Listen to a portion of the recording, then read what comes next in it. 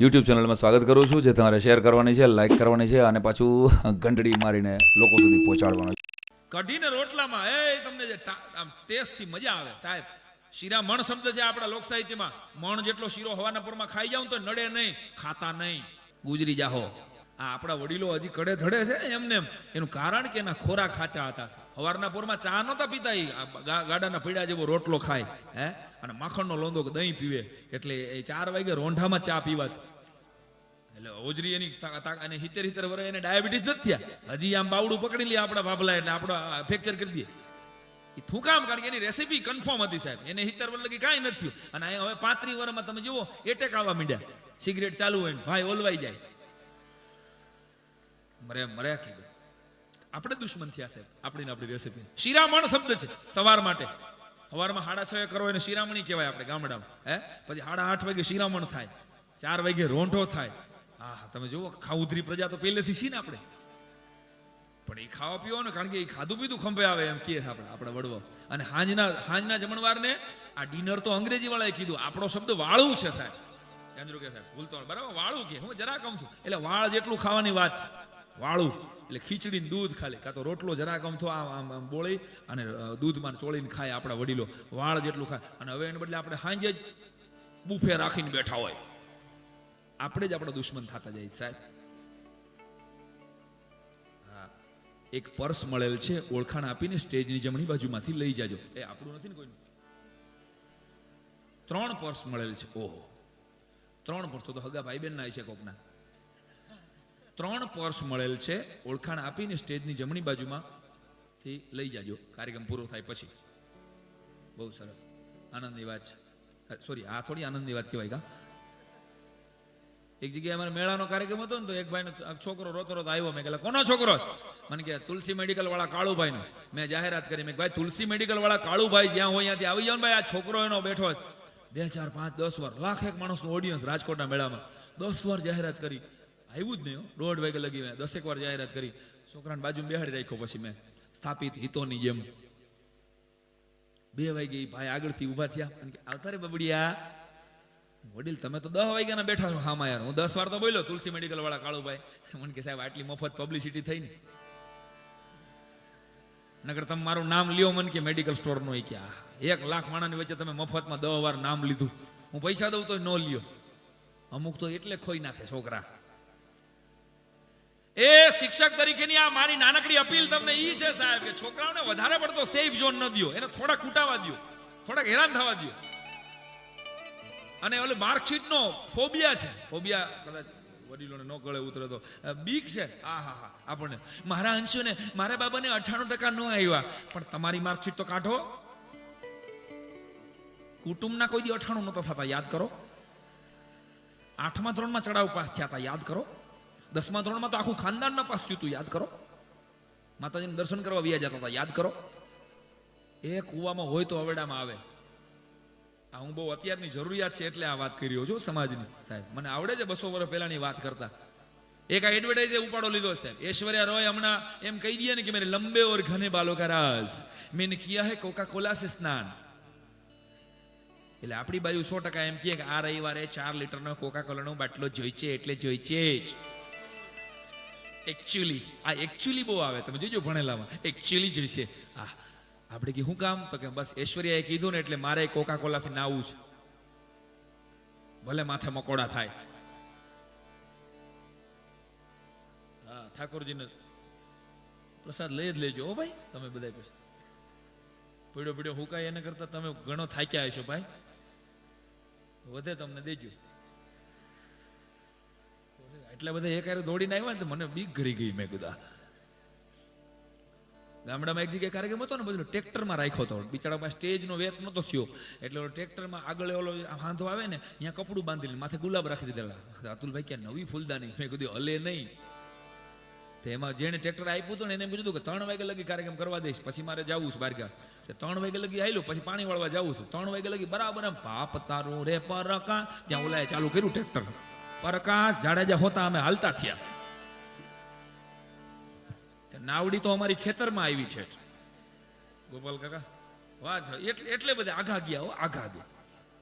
અને સાહેબ મારો મુદ્દો એ છે કે આ એક વાત પૂરી કરી દો પેલા બાળકોની સાહેબ, આ થોડીક અત્યારની જરૂરિયાતની વાત છે એટલે કહું છું કે એડવર્ટાઇઝનું એવું આંધળું અનુકરણ આપણે કરી રહ્યા છીએ. કેટરીના કૈફ કે કરીના કપૂર એમ કહી દઈએ કે આ મેરી સુંદર ત્વચા કા રાજ ये फेयर एंड लवली છે. આટલું બોલવાના એને 1 કરોડ રૂપિયા મળે છે. અને હે મારી બહેનો, તમે 1 કરોડ રૂપિયાની ફેર એન્ડ લવલી ભૂંશો ને તો એના જેવી નહીં ઉઘડો, એની હું લેખિત ગેરંટી આપું તમને. ફિલ્મના હીરો હિરોઈન નક્કી કરે તમારા છોકરાને કયું ડાયપર વાપરવું, એના માટે કયું શેમ્પુ વાપરવું, એના માટે કયું સાબુ વાપરવું, એને હું ઠંડુ પીણું ખવડાવવું, એને ક્યાં પીઝા ખવડાવવા, માફ કરજો આ બધું નક્કી ઓલા ફિલ્મ સ્ટાર કરે. મારું બેટું છોકરા આપણા અને રમાડી જાય કોક. આ શું કરી રહ્યા છે આપણે સાહેબ? કોઈ કલાકાર કહેવાનું નથી આ મંચ ઉપરથી, એટલે આ એક મારું અભિયાન છે સાહેબ. એડવર્ટાઇઝના અનુગ્રહમાંથી બહાર નીકળો મારા વાલા. તમારા છોકરાને હું શીખવાડું, એને કેવું પુસ્તક વંચાવવું, એને કયા કાર્યક્રમમાં લઈ જવા, એને કયું ફિલ્મ બતાવવું, આ ઘડતરના ભાગરૂપે છે સાહેબ. બાકી we are the last generation. યાદ રાખજો, તમે તમારા છોકરાઓને જો આવી કોઈ ભાગવતમાં કે આવા કોઈ ડાયરામાં પરાણે પણ નહીં બેહાડો ને તો હવે ઈ મોટા થઈને કોઈ દી આવી કથામાં આવશે એ વાતમાં માલ નથી સાહેબ, લખી લેજો. કારણ કે ઇંગ્લિશ મીડિયમે એવો પ્રભાવ કરી દીધો છે અત્યારે. ભારત કાંઈ છે જ નહીં. જાણે આપણે અત્યારની આખી પેઢીને એમ થઈ રહ્યું છે કે ભારત કાંઈ છે જ નહીં. જે કાંઈ છે એ બધું ફોરેન છે સાહેબ. અમેરિકા છે, યુરોપ છે. અરે સાલાઓને થપ્પડ મારીને કેવું પડે કે જેથી અમેરિકાના લંડનના ધોળિયાઓ કપડાં પહેરવાનું એને ભાન નહોતું ને તેથી આ ધરતી માથે રામ રાજ્યની સ્થાપના હતી સાહેબ. મેનેજમેન્ટ શું કહેવાય એ તો આ દેશમાંથી શીખવું પડે છે. આ તો 100 વર્ષની અંગ્રેજોની ગુલામીએ આપણને બરબાદ કરી નાખ્યા. આપણના મગજમાંથી એવું કરી દીધું કે આપણે કાંઈ છે જ નહીં સાહેબ. ગજનીની આપણો સોમનાથના મંદિરમાં 17 વખત ગજની આવ્યો છે. અને ઇતિહાસ ક્યારેક વાંચજો પાના ઉઘાડીને, એ એક ફેરામાં 14,000 ઊંટ લઈને આવ્યો છે. એક સિંગલ ફેરામાં 14,000 ઊંટ લઈ અને સોના માણેક અને પોખરાજ ભરવા આવ્યો છે. એટલે 17 વખત ઊંટ લઈને આવે ને એટલે 2,38,000 ઊંટ લઈને જે લઈ જાય, આટલું સોનું આ દેશમાંથી બહાર ગયું છે.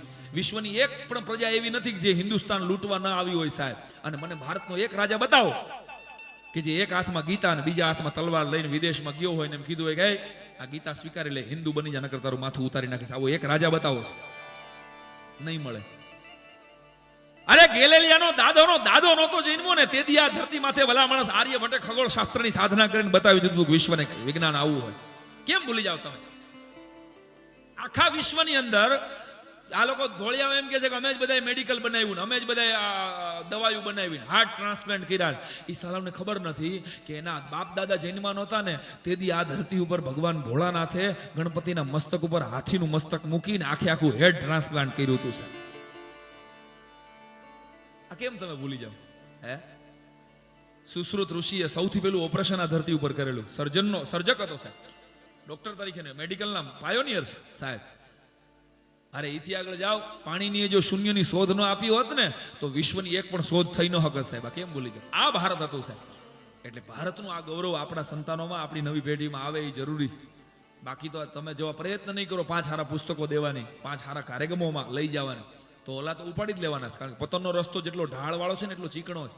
બધી બહેનો કે એ માર્કશીટની મહેનત, મારા બાબાને 98% ના આવ્યો. અને મારા ઘરની બાજુમાં એક ભાઈના છોકરાને મારતા હતા. મેં કીધું કેમ એને મારો છો? મને કે કાલે એનું રિઝલ્ટ છે. મેં કીધું કાલે રિઝલ્ટ છે ને આજે હું કામ મારો? મને કે કાલે હું બહારગામ જાઉં છું. મને ખબર જ છે કે દાંડી મારી જો એને, આટલો ભરોસો છે. જગદીશભાઈ અમારા ઘરની બાજુમાં રહીએ છે. એનો છોકરો 10મા ધોરણમાં 2 વાર નપાસ થયો. 3જી વખત રિઝલ્ટ લેવા જતો હતો ને ત્યાં બાપાએ કીધું કે જો આજે તું નપાસ થઈને આવી ને તો મને બાપ ના કહેતો, જવા દે તારી ભેગું નથી આવું.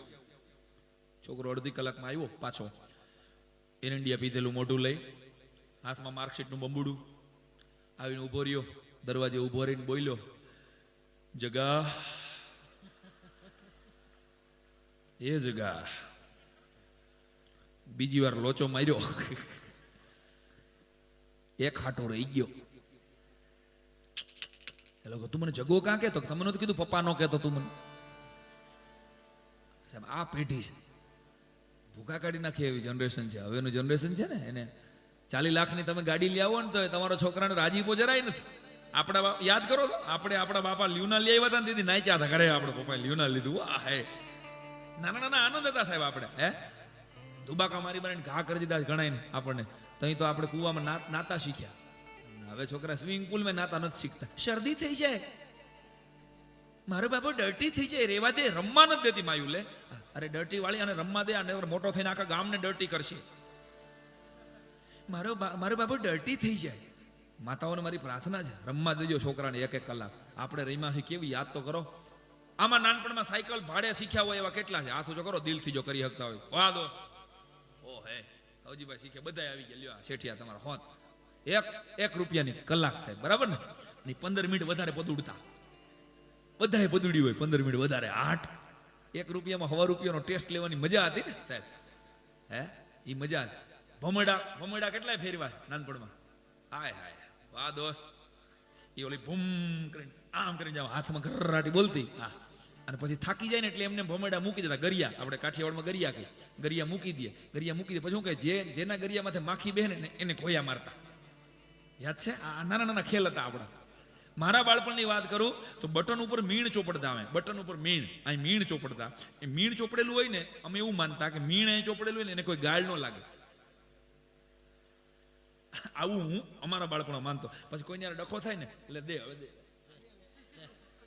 હવે દે લે હવે દે લે દે. પછી ગમે એવી દે રિફ્લેક્ટ થાય, ગાળ એને પાછી વહી જાય.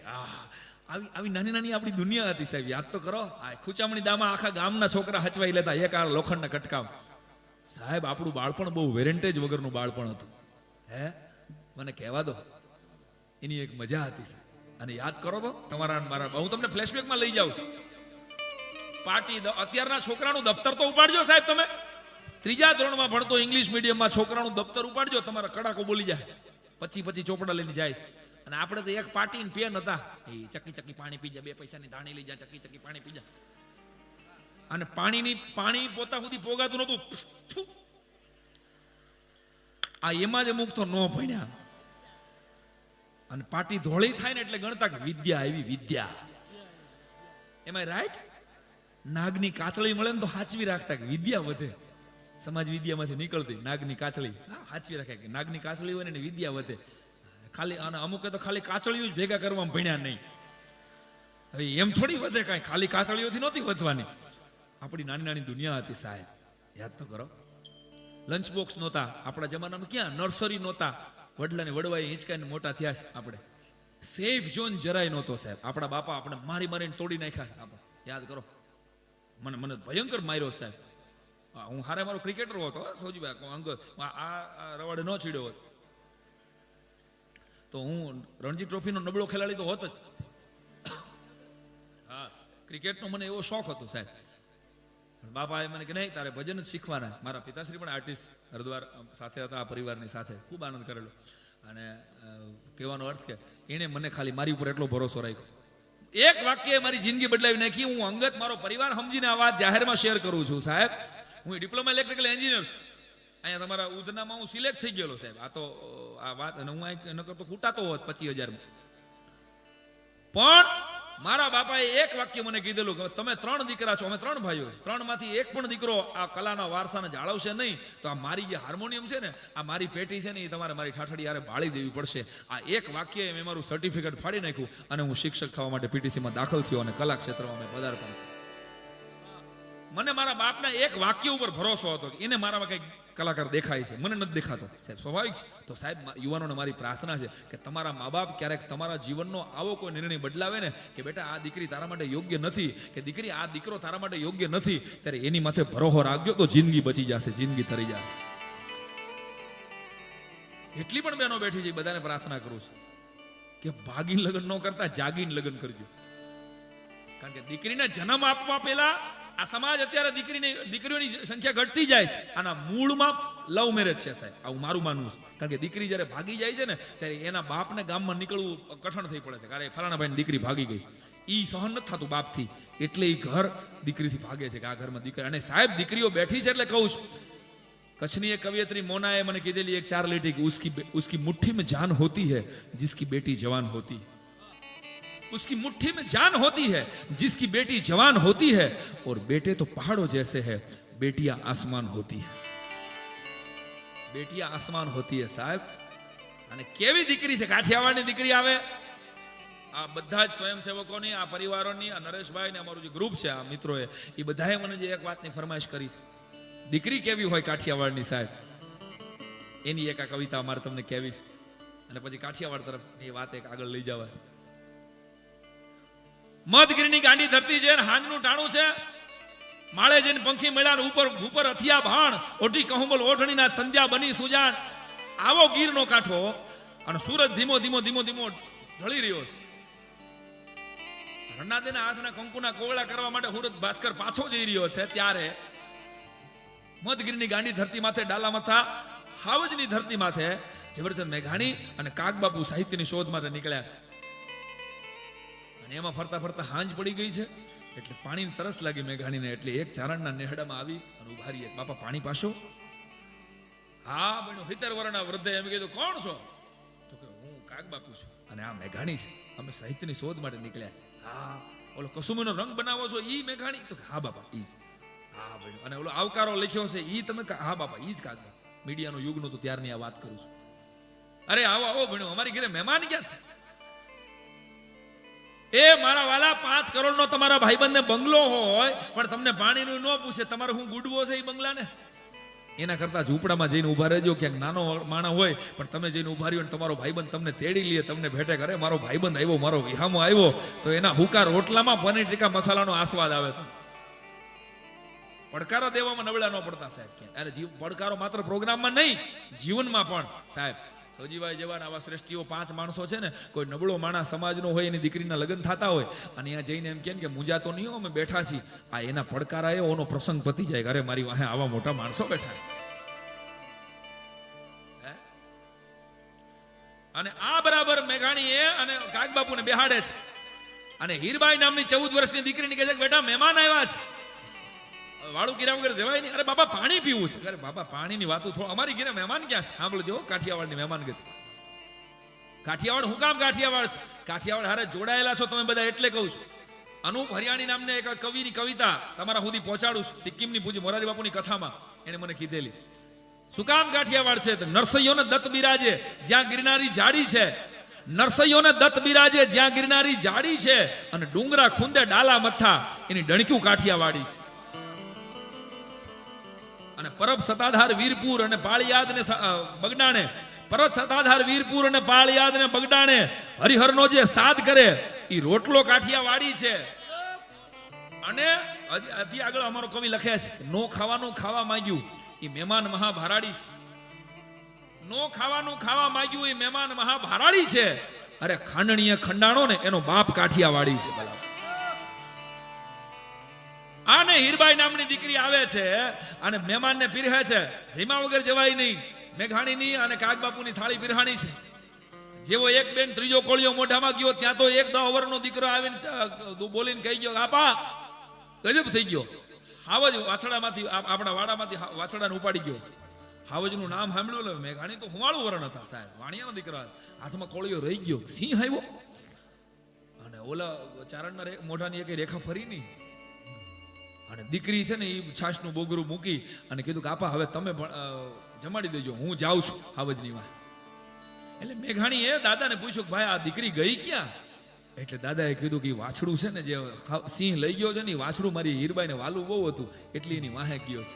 મારી દીકરી એની વાહે ડાંગ લઈને ગઈ છે, એને ખાવા નહીં દે. અને મેઘાણીએ હાથ ધોઈ નાખી. ખાઓ સાહેબ, ગાંધીજીએ જેને રાષ્ટ્રીય શાયરની ઉપમા આપી. મેઘાણીએ એના જીવનમાં 2 જ ઘટનાઓ સત્ય ઘટનામાં લખી છે. એક છેલ્લો કટોરો પી જજો બાપુ, 1930માં ગાંધીજી જ્યારે ગોળમજી પરિષદમાં જતા હતા ત્યારે.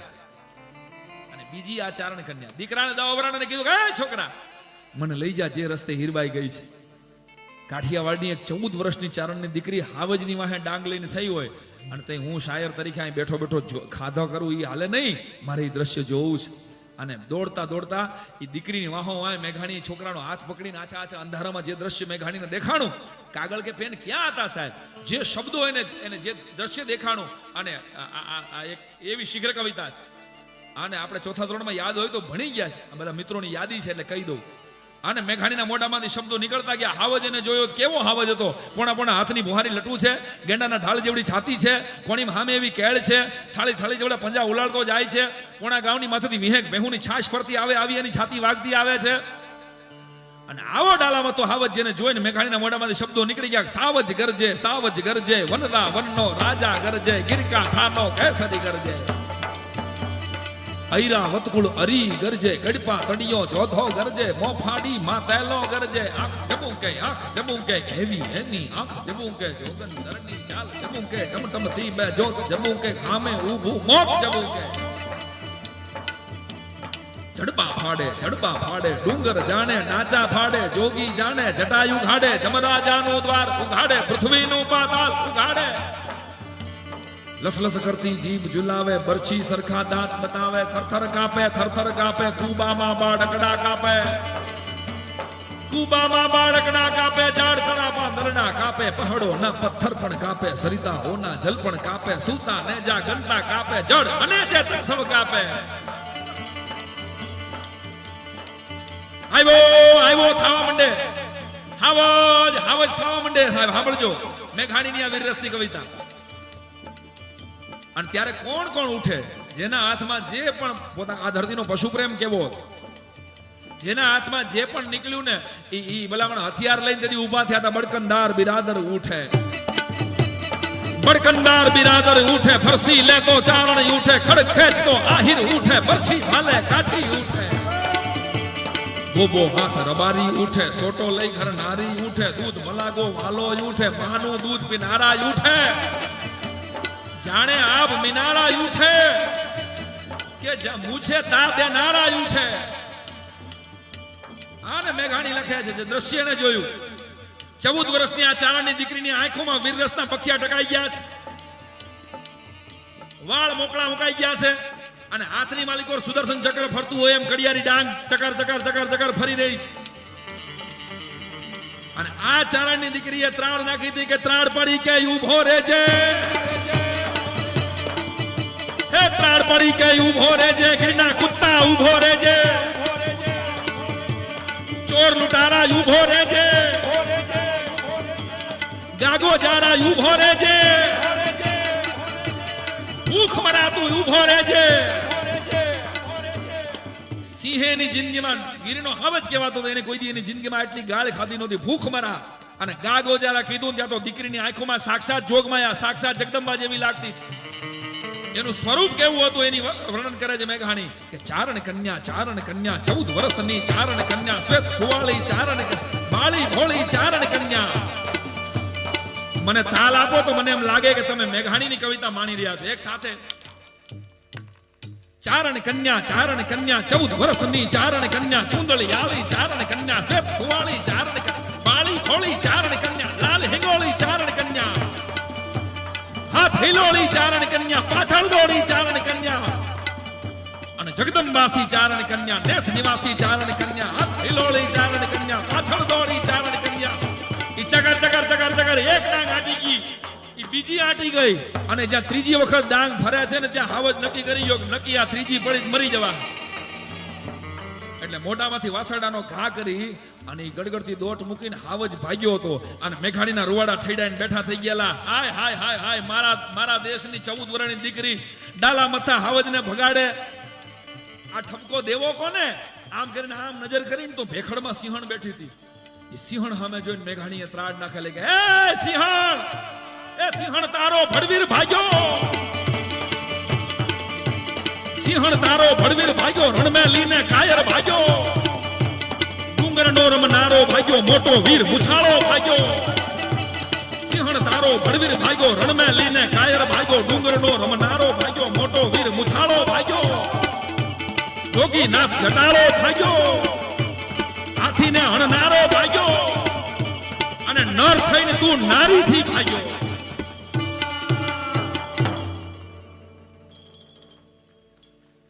આ મેઘાણી સાહેબ મારા માટે નહીં, ઝવેરચંદ મેઘાણીને એકવાર જોરદાર તાલના ગડગડાટ વધાવો. જ્યાં એનો આત્મા હોય છે એ રાજી થતો હોય છે. સાહેબ આ કવિતા 4થા ધોરણમાં આપણે ભણતા હતા, બસ સરકારે કાઢી નાખી. એ કાઢી નાખવાનું કારણ છે, અમારા સાહેબો બેઠા છે જાંજુકિયા સાહેબને ખબર કાઢી હું કામ નાખી એની મને જ ખબર છે. કારણ કે મહેસાણામાં આ કવિતા ભણાવાતી હતી ને તો ચારણ કન્યા શિક્ષકો એમ ભણાવતા હતા, 100 જ ગરજે. ચમનો ગરજે ભાઈ? આંખ જબુ કે એ ચમન કરજે ઓહો પેલી ચારણ કન્યા ખરી ને એ ડોંગ લઈને જેલી મેહાણાની ભાષા તો ખબર છે ને, ભૂકા કાઢ નાખે. આહા હા. સરકારને એમ થયું કે આ મેઘાણીને એમ થયું કે આત્મહત્યા કરી લેવાય આવી રીતે શીખવો. એટલે જેમ કવિતા છે એમ રજૂ થવી જોઈએ. આટલા દિલથી તમે માણો છો એટલે અમને ગાવાની કે વાત કરવાની મજા આવે. આવી ટાઈટમાં તમે બેઠા છો. બાકી કાઠિયાવાડ શું કામ કાઠિયાવાડ? વરાછામાં એક કાકા બેઠા હતા આપણા, અને સુરતના એક સુરતી, મને ભાષા ગમે બહુ હો સુરતી. હા, અહીં સુરતમાં દર 3 મિનિટે બૂમ સુરતી લોકો આહા હા માખણમાંથી મોવાળો નીકળે ને એમાં આવવા દઈએ. આપણે તો હજી એવા ને એવા છીએ, પણ અહીંના જે જોરદાર છે બધા. 100% દર 3 મિનિટે ખાલી જગ્યા આવે છે ને, એટલે જ મને લાગે છે સુરતમાં છે ને રેડિયો સ્ટેશન નથી, આકાશવાણી નથી. કારણ કે હવાના પોરમાં તમે 6:30 વાગે ચાલુ કરો ને ત્યાં ભૂમ કરતો ભજનને બદલે બીજું કંઈક આવે. સુરતી ભાષા, રહીશ મણિયાર કરીને સુરતનો કવિ છે, એને મને 2 લીટીના એક શેરમાં સરસ કીધેલું કે છું હુરટનો એટલે આ આળ લાગે છે. છું, આ લોકો સુરતને સ્વ બોલતા જ નથી આવડતું. સુરતીને અમલહાડ જ બોલશે, વલહાડ જ બોલશે. વલહાડ આવ્યું, અમલહાડ આવ્યું. છું હુરટનો એટલે આ આળ લાગે છે. છું હુરટનો એટલે આ આળ લાગે છે. કોઈને સંબોધન બી કરું છું તો ગાળ લાગે છે. સુરતના એક કાકા બેઠા હતા અને એક વરાછાના કાકા બેઠા હતા. એમાં આપણે કાઠિયાવાડ, એમાં કૂતરું આવ્યું ને એટલે બરાબર સુરત વાળાએ કીધું, એ નાહી જા કે દંડો લો કે નાહી જા. એટલું કીધું ને ત્યાં તો કાઠિયાવાડી કે શું કરો છો તમે? કે કૂતરું નાટું નહીં, કૂતરું નાટું નહીં. તો કે આમ ના હે. પછી કાઠિયાવાડીએ પડકારો કર્યો, હડ જોજે ભાઈ, હડ. આટલું કર્યું ને ત્યાં તો ઓલું વંડી ટપીને ગયું. અને એના કુટુંબમાં બીજા કુતરાઓને કહેતું ગયું, ઓલી બાદ જાતા નહીં, ઓલો કાઠિયાવાડી બેઠો છે, રેશન કાર્ડમાં નામ કાઢ નાખે એવો છે. કાઠિયાવાડના પડકારા કોઈ દી મોળા ન હોય સાહેબ. હે